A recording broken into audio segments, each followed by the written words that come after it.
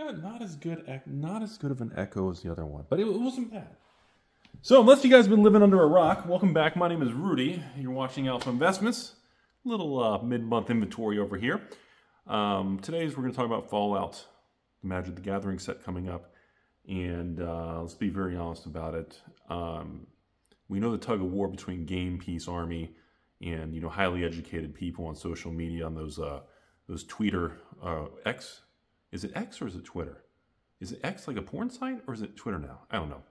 I know all those scholars that spend their days on there making sure that people, get what they hear and make sure their voices are heard are very important. But the tug of war between game pieces and the corporate suits at Hasbro. I mean, I've been yelling for 2 years on print run reductions for every single CCG. All the way from the big boys to the little guys, I've been screaming at the camera into the darkness about print run reductions. Now, I understand Chris Cox and Cynthia are like, all right, fine, this moron wants to yell on the internet. And again, they don't watch this channel. I email myself. I didn't expect print run reductions to the point where it's just stupid, where it's just like zeroing out the product. But, here we are. If you haven't heard by now, the Fallout collector boxes are essentially, do we call them non-existent? If you haven't heard also, anyone who pre-ordered them super early, a month ago or 2 months ago or whatever it is, most of those pre-orders already been canceled. People are angry, blasting social media, same old stupid boring thing. You guys know how I feel about pre-orders. Essentially, if the price goes up, the store cancels you. If the price goes down, the customer cancels the store. So no matter which direction it goes, one of two parties are always pissed off at the other entity. So it's an awful business model to be a part of because one of two people are always angry at the other side. Welcome to modern society. All right. Fallout collector boxes, I guess at this point, if you can find them for under $300 a box, I guess that's considered a good deal. It doesn't really matter the price point. The supply is so low. There's even a chance at this point, Fallout collectors may be the very first Magic collector box that I actually skip. I've never skipped a collector box.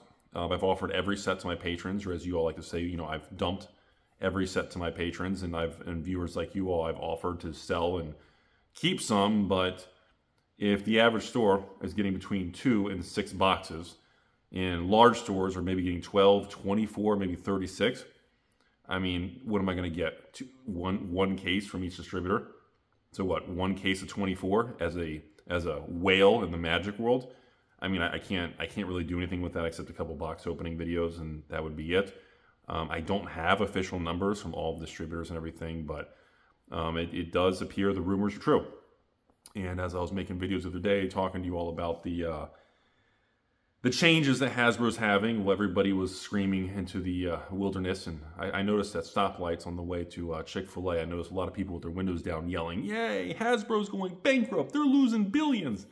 So you've got those people who are, I guess, special, but the company is definitely really putting some serious effort into these throttling back. Now, it looks like no matter how high or low the print run is on Karlov Manor, the market is just straight up rejecting it, which is going to be very interesting because if everybody refuses to buy Karlov Manor play boxes and collector boxes because they are garbage and stink and going to zero, and the price tanks below wholesale, which I think already has. Isn't a collector box like $185? And the play boosters are $120, maybe high volume, $118, $116? It's already negative. So what that means is that not a single store out of the 3,000 LGSs are going to restock the product. There is no Karlov Manor restock because no store is going to do that. So now distribution is stuck with whatever product. Even I have a couple hundred boxes of Karlov Manor that I don't think I can even sell. If you're a patron and you want a Karlov Manor boxes even at a loss, let's just see how many people listen. Send me a private message, and I'll do $179 shipped for Karlov Manor. For a case of 6 boxes or up to however many you want. I bet I don't even get one person because everybody believes it's going to go to zero. And it's really fascinating because Karlov Manor and the Land Cycle and some of the rares and mythics are actually there's some good single cards of value, but people just are not connecting with it.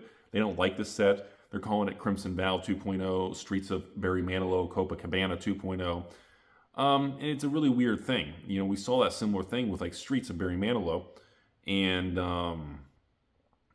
except Streets is pretty old now, and it's quite interesting how many cards in that set, especially the Land Cycle, is really expensive. It's just really weird. And of course, you know, Karlov has these serialized cards and invisible ink and all this stuff, and the showcase, hidden special guest slot or whatever, which are really all these slots that are tough to pull.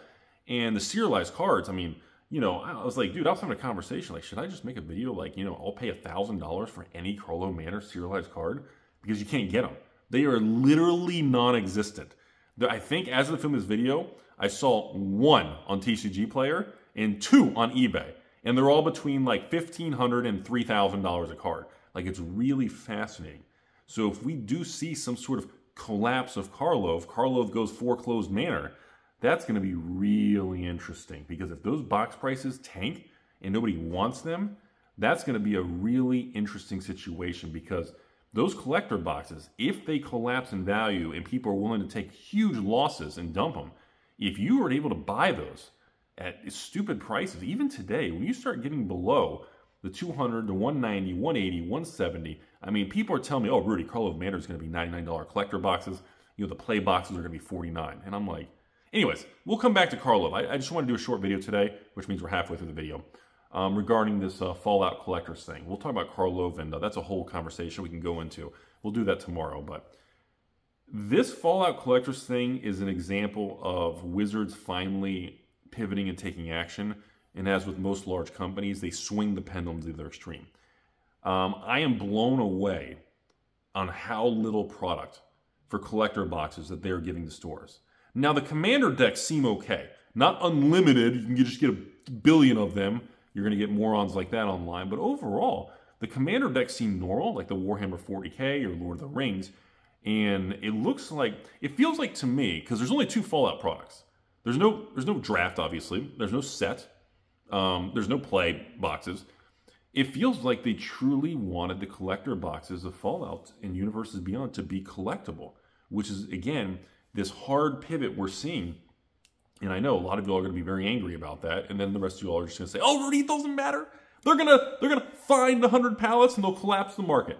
And maybe they do that. Maybe they bamboozle all of us. We're going to find out. We'll know in the next 60 days. And yeah, the Fallout Commander decks are probably going to be really high demand, so you can get all the cards.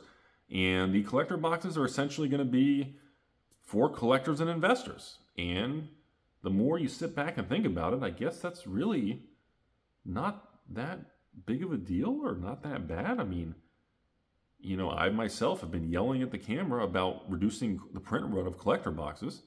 Every store keeps saying the game pieces have no value. And then suddenly, I mean, I think what it is, they made this drastic change so extreme. Like, it's so extreme. Like, if I had to hand do it, like, I think, like, you know, if anyone actually watches this video, and I was on the board of directors of Hasbro, and I was Dr. Cox, I can't say Dr. Cox right-hand man, because we know he's right-handed, and that's just weird if Rudy's the right hand of Dr. Cox. I'm sorry, wrong turn on the highway. If I was in charge of that, I would make sure the print run's the same for collector decks with Lord of the Rings and for Warhammer, because those are going to do really well. Same thing with Doctor Who and these other. The Commander decks have been really good lately. I have to admit, really, really good. Tremendous value, single cards, the playability. There's actually they've been really good recently. Can't say the same thing about the play boxes. Those are getting really shaky because the market's not angry at play boxes. They're angry at the high price point, not the boxes. People are not saying, oh, play boxes to zero. They're just pissed because they're supposed to be like 130 to 160 a box, and the market's rejecting that price point. But I do think that, I guess, like, I feel like collector boxes should have a print run of like 50,000. I think 50,000 collector boxes. So the print run should be about 75,000, because 25,000 of that 75,000 would be supplemental, loose packs, blister packs, big box stores, international, variety packs, MJ Holdings, repacks, and things to get all the Timmies. So I think there should be like 50,000, what I think would be the good collector box number. Now I know that does a huge ding in Hasbro's revenue on their top line, but 50,000 collector boxes. Every store needs to be, like every store moving forward, on every collector box should be allocated. I shouldn't be able to say, give me 3,000 collector boxes, and they say, boop, boop, boop, boop, boop, boop, boop, boop. Rudy, here's your 3,000, would you like another 3? Like, it shouldn't be that way. These are collector boxes, not Gamepiece boxes. So, do I think we should go from that extreme to, you're a new store, here's 2 boxes. You're small, mid-size, here's a case of 6. Oh, you've been around for a while, give that store 12. Oh, Rudy, who's literally 1% of Hasbro's Rudy's 1% of Wizards of the Coast revenue, let's give him a case of 24. Like, that's, you know, like, even to Rudy's anti-Gamepiece collectible standpoint, that's pretty, like, that gets the oof. That gets the bro. That gets the yikes. That, even to my standards, that's really extreme. And distribution claims there is no second wave or restock officially announced. Now, in my opinion, but see, here's the problem. Here's the issue, everybody. Let's all assume Wizards is bamboozling. Can we assume that? Are we all on the same page? So if we assume Wizards is bamboozling, okay, even if we get a second wave that's just as big as the first wave, still fucked. I mean, oh, Mr. Medium-sized store, they got 12 boxes. Here's another 12. Like, that's not going to do anything to the market. The demand for Fallout, the Commander decks, and the collectors is off the chart. Okay, this is, I'm not going to call it Lord of the Rings demand, but it's right behind there, Buttercup. It's right behind there. I mean, it's right there, okay? And I have to admit, you know, I'm really surprised they went full-blown anti-Gamepiece on this Fallout situation. And it is a really shocking thing. So, I'm sure the comment section will be a shit show, so you guys go ahead and fondle each other down there. And I fully expect to... I have to admit, I guess if you can find Fallout collectors for under $300 a box, including taxes and shipping, dude, I would get as much as you can. I mean, I was going to make a video saying, you know, Rudy's willing to buy all collector boxes for like $300. But then I felt, you know, people can get angry. Oh, here's Rudy. He's going to control the market. And he's one guy in Florida that is like the overlord puppet master, which I am. Don't ruin my reputation. Here's my penis.